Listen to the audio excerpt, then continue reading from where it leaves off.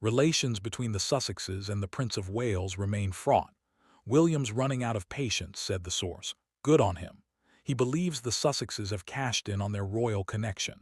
That you need to stop while you airhead cause you going to look like a fool. It's ridiculous. Stop it. Okay, this doesn't even make sense to me that she would even think that Harry and Meghan went scorched earth. The palace said, absolutely not.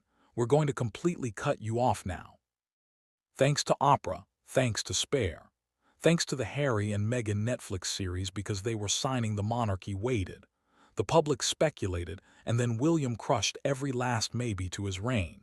Meghan's title could be on very shaky ground. Yet those close to the Duchess and says she won't be intimidated.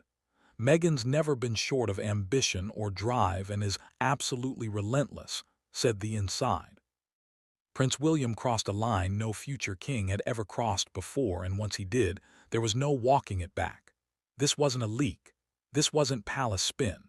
This wasn't some aid floating language to test the waters. William put his own name on a statement so blunt, so final that even people inside royal circles had to reread it just to make sure they weren't misinterpreting it. 19 words, that's all it was. There will be no pathway for return. The talk about moving on from royal life, those titles remain their foundation. She and Harry will fight hard to hold on to them. P. Diner, your reaction. The delusion, the delusion. William has spent most of his adult life doing the opposite of this. He endured quietly, absorbed criticism, allowed speculation to swirl unchecked because that's what heirs do. They wait. They calculate. They protect the institution by saying as little as possible. Silence has been his shield. Patience his weapon. But now decades of restraint collided with a reality that could no longer be ignored. Girl, you better shut your mouth, okay? You don't know what you're talking about. You are not going to get to keep that title. It is going to be stripped and just get used to it. So why speak now? Why abandon a lifetime of royal discretion with one brutal, unmistakable declaration? The answer is simple. Silence stopped working. Every carefully worded royal statement about Meghan had contained loopholes, hints of maybe later, maybe something could be salvaged. Every phrase offered a subtle escape hatch, leaving room for misinterpretation or manipulation. William removed all of that.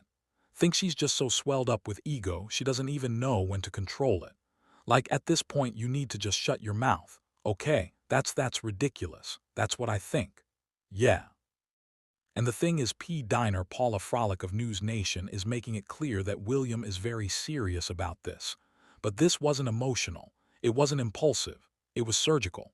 By putting his name directly on the statement, he made clear it didn't come from advisors or palace protocol. It came from him. Insiders understood immediately negotiation was dead. This wasn't a warning or a test. It was closure. A former palace press secretary summarized it perfectly. When William speaks like this, the matter is beyond debate. That's when the tone shifted from speculation to realization, and it wasn't just about Meghan anymore. This statement revealed a deeper truth. This was about the kind of king William intends to be, a man willing to defend his family, his institution, and his future vision of the monarchy without compromise. And I think this was important too. It certainly backed up my reporting over the past few months. Why William feels so strongly about this. Watch this. The turning point for Catherine wasn't a single scandal. It was a relentless pattern. By September 2024, she was in the thick of her initiatives, early childhood programs, mental health campaigns, and long-term policy efforts. Each effort, each announcement seemed immediately shadowed by negative articles. And not just any articles, precisely timed with the same phrasing, the same vague palace insiders, the same subtle digs. Royals, your sources are telling you the Duke and Duchess of Sussex may lose their title. Why? How did this happen? Well, this happened because Andrew lost the title and Prince William stood up and took notice at how easy it was. So before everyone, at first, she ignored it. She had long been accustomed to media noise, but Catherine is methodical. She kept records. By November, she had documented 10 instances where negative coverage followed her public initiatives by less than 48 hours, too consistent to be coincidence. Calmly, she presented her findings to William for embarrassment. As we again saw with Andrew, with people off doing their things, and especially with Meghan and Harry still attempting, even this is intentional, she said quietly. This is interference for Catherine, who rarely complains and always absorbs pressure with poise. Speaking so directly was remarkable. Her warning hit William like a lightning strike. It wasn't gossip. It wasn't tabloid chaos. This was a strategy aimed at undermining her credibility and by extension the monarchy itself. The brothers clashed earlier this week. The timing isn't great for Harry. No. I mean, listen, my sources are saying that William no longer recognizes his brother. He basically says William understood immediately the attacks weren't random. They were a calculated assault on the woman who would one day be queen, and the realization hardened him. The monarchy couldn't allow subtle manipulations to continue. What had been a problem of perception had become a problem of power, and William was ready to act. He's very angry at all times, and William's just kind of like, hey, who the heck are you? And yes, they do blame Meghan. Now, I don't like to blame one person for another person's actions. Everyone has their own responsibilities. However, by mid-November, William received a classified security briefing that altered everything. This wasn't routine. It wasn't ceremonial. It was stark and precise. Royal security teams had been monitoring online harassment campaigns, and their findings were alarming. This was not spontaneous criticism or organic outrage. It was coordinated, amplified, and strategic. Since Harry has gotten with Meghan, and he now feels he has to protect her, and defend her at all costs, even when there's bad behavior involved. Clusters of accounts acted in unison, pushing identical narratives. Catherine was the target. The question that burned in William's mind was answered carefully but unmistakably. A significant portion of this network traced back to pro-Sus supporters. What had once seemed like a family feud had metastasized into a digital campaign designed to destabilize the royal family. Say that this story is so appropriate right now because it's Tom Bower taking us back to when the king and Meghan spent some time together.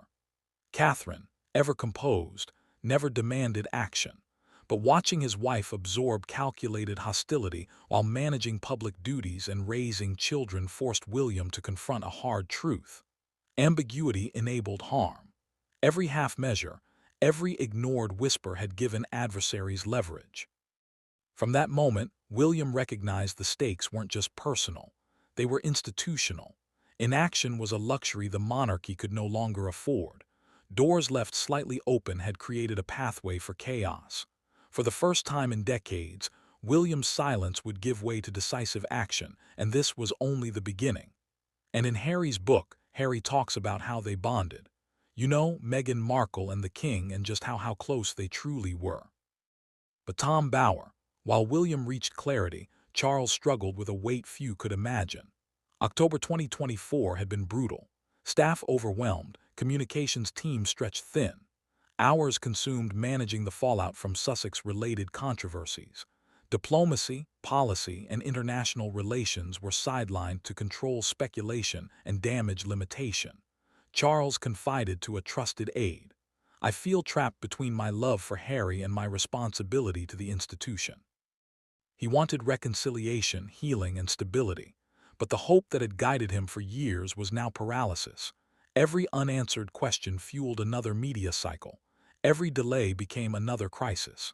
And Charles, already navigating health concerns, felt the weight personally and institutionally. Over the fact that Meghan wouldn't stop her father from going on television, and the king kept berating, as Tom Bower said. William observed closely. He heard his father speak of family, forgiveness, and patience, but also recognized the cost of inaction. The monarchy could not rely solely on hope. It required decisive boundaries, clear lines, and uncompromising defense. And go to Mexico and figure this out, and then hash this out with her father, because the longer that this continues, the more toxic. Slowly, William came to a realization his father had yet to accept. To protect the institution, some relationships must be managed with firmness, not sentiment. Compassion could not replace accountability. And if the crown was to survive the coming storm, Action had to be taken before speculation became instability. This understanding would guide William's next moves, not impulsively, not vindictively, but with clarity and resolve, setting a tone for what he believed a future monarch must embody: strength, decisiveness, and the ability to act when silence no longer suffices. Then Anne intervened. She didn't raise her voice. She didn't soften her words. Instead, she delivered clarity with surgical precision. "You cannot protect everyone," she told William. "At some point, you choose the institution or the individual creating instability." But at the time, he was.